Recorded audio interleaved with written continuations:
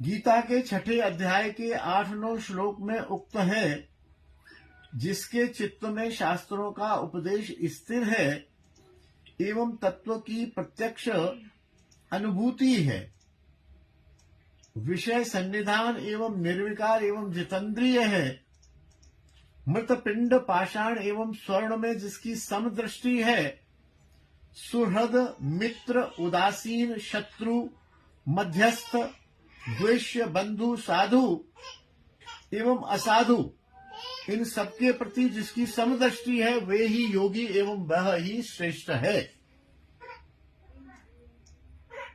प्रभुपाद के आचरण में गीता का यह श्लोक हूबहू साबित होता है। जिसने भी प्रभुपाद का संग किया है उसने इस वाक्य को स्वीकार किया। कितनी कठिन बात कही है कि जो निर्विकार है, विषयों के प्रति निर्विकार, विषय का मतलब जो हमारी 5 ज्ञानेंद्रियां और 5 कर्मेंद्रियां हैं, उनके विषय प्राप्ति के लिए, जैसे स्वादिष्ट भोजन, सुंदर दृश्य, सुंदर संगीत, सुंदर गंध, सुंदर स्पर्श की तलाश में ही नहीं है, और यदि कुछ उपलब्ध भी हुआ तो निर्विकार है। जितेंद्रिय का मतलब इंद्रियों को जीत लिया है।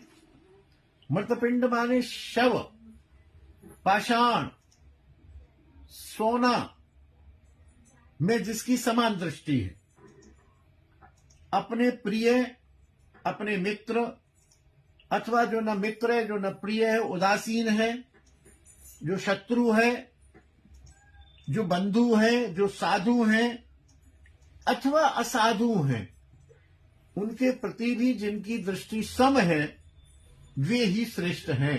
और ये सारी बातें बाबा लिख रहे हैं कि उनमें विराजमान थी। चैतन्य चरितामृत में वैष्णव लक्षण के संबंध में कहा गया है, यही सब गुण है वैष्णव लक्षण, सब कहा नाही जाए करी दिग्दर्शन।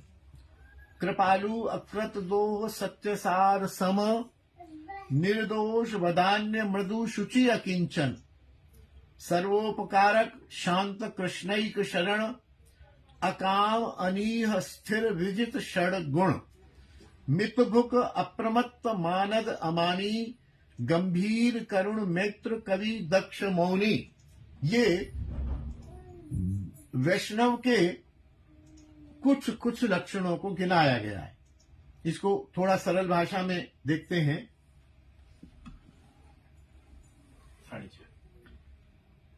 कृपालु, संत कृपालु होते हैं, कृपा करने वाले होते हैं।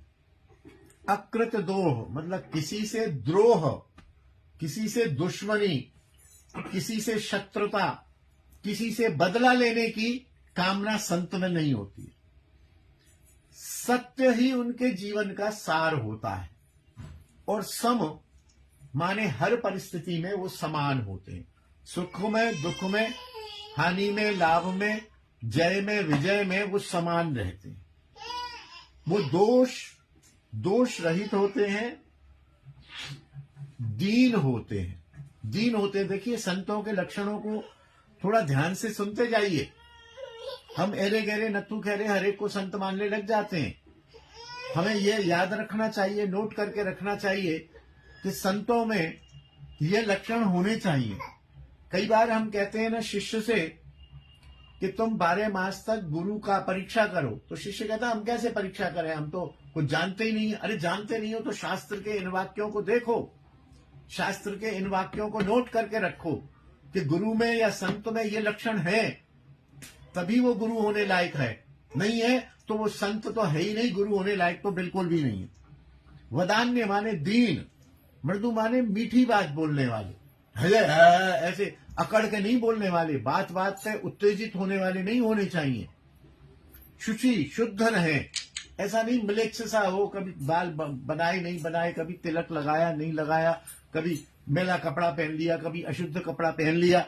और अकिंचन, अकिंचन माने संग्रहहीन, कुछ भी उनके पास संग्रह ना हो, उनके पास गाड़ियां ना हो, उनके पास कुंज ना हो, उनके पास आश्रम ना हो, उनके पास संग्रह के नाम पर अपने नाम से कुछ ना हो, माना अब जैसे मैं हूं, मेरे नाम से कोई भी फ्लैट नहीं है, लेकिन 3 फ्लैटों पे मैंने कब्जा किया हुआ, तो ये अकिंचन नहीं कहलाएगा। कागज में नाम नहीं होने से क्या होता? अकिंचन तो वही है जिसके पास ना फ्लैट हो, ना जो फ्लैट में रहता हो, वो फुटपाथ पर या सड़क पर या पेड़ के नीचे सोता हो। सर्वोपकारक, सभी का उपकार करने वाला हो, शांत हो, कृष्णैक शरण, कृष्ण की शरण में सर्वदा रहता हो, अकाम, कामना रहित हो। वासनाएं उस दिन हम आप लोगों ने चर्चा की थी, सात्विक, राजसिक, तामसिक, 3 प्रकार की वासनाएं हैं। सात्विक वासना तो यही है कि हमारा आश्रम बन जाए, हमारा गेस्ट हाउस बन जाए, हमारा भवन बन जाए, हमारे पास अब ये डिफेंडर गाड़ी आ जाए, हमारे पास ये हो जाए, हमारे इतने शिष्य हो जाएं, हमारे इतने व्यूज हो जाएं, हमारे पास सोशल मीडिया में नाम ही नाम हो जाए, हमसे सेलिब्रिटीज आकर मिले, यह कामना अनीह, उसको कोई चिंता नहीं हो किसी प्रकार की भी, स्थिर हो, सब अवस्थाओं में शांत हो, स्थिर हो। जो हो रहा है राधा रानी कर रही हैं, राधा रानी की कृपा से हो रहा है, खूब आनंद हो रहा है। राधा रानी ने यदि यश दे दिया तो भी वह स्थिर है, राधा रानी ने यदि अपयश दे दिया तो भी वह स्थिर रहता है। यश में यदि वो उछलता है और अपयश में ग्लानि महसूस करता है तो वह स्थिर नहीं है। विजित षड गुण, काम, क्रोध, लोभ, मोह, मद, मात्सर्य। काम, कामना, क्रोध, गुस्सा, काम, क्रोध, लोभ। लोभ कहते हैं जो चीज है उसको और प्राप्त करने की इच्छा। मद, अहंकार, मेरे पास ये गाड़ी है, मेरे पास इतना बड़ा मकान है, मेरे पास ये फ्लैट है। मद, मात्सर्य, ईर्ष्या, अरे मेरे पास तो 3 ही गाड़ी है, उनके पास 5 गाड़ियां कैसे हो गई? मेरे पास 2000 फुट का आश्रम है, उसके पास 20,000 फुट का आश्रम कैसे? ये मात्सर्य। काम, क्रोध, लोभ, मोह, मद, मात्सर्य, इन 6 गुणों को जिसने जीता हुआ हो।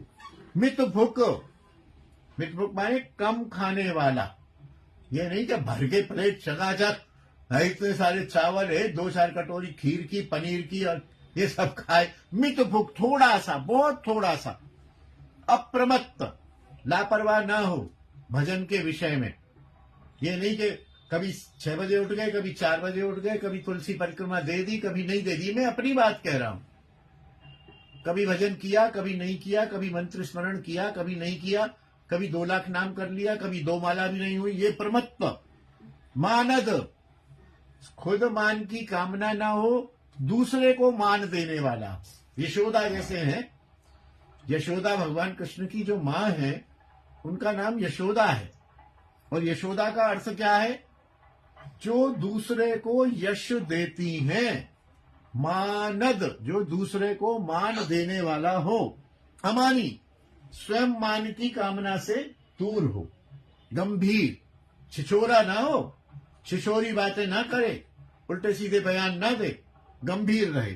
करुण हो, उसको दीन दुखियों पर, जीवों पर करुणा आए कि ये जीव फंसे हुए हैं, इनका कल्याण कैसे हो, मेरा भी हो, इनका भी हो।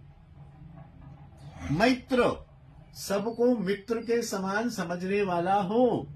कवि हो, कवि माने जो कविता कर सकता हो और जो भगवान के गुणगान में बोल सकता हो, लिख सकता हो, कविता कर सकता हो। रसिक हो। दक्ष, दक्ष माने योग्य, बहुत सारे गुण हो उसमें। ऐसा नहीं हो कि कुछ जानता ही ना हो, दक्षता होनी चाहिए। फिर मौनी, इतना सब होने के बाद में अधिकतर वो मौन रहना चाहिए। फालतू के प्रपंच वितंडावाद से उसको बचकर रहना चाहिए। यह संत के लक्षण हैं।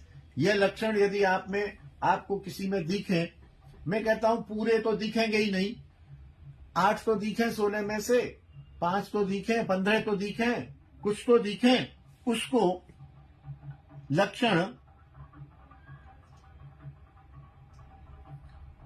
देखने चाहिए, तभी उसको संत मानना चाहिए। अन्यथा वो संत वेशधारी है। अब इनके आधार पर